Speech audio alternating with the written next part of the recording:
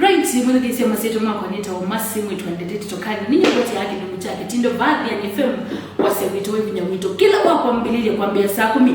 Ginyo mwendo wa saa. Mwene nginde itimasa hata tumakweki ya kinu kwacho. Na begi nuke mungu enda tina ene mwadhani. Wamo dhini wasiuke kitindo nisiavi. Kama ndo wa saa 10 na mwene na mwetu wa mwana wanini. Ishu inu ya we mwanona mundu. Keli yani mundu muka. We mwanona mundu ume. Mwetu wanete na mwandi vosika na separate. We na girlfriend na mayu mana.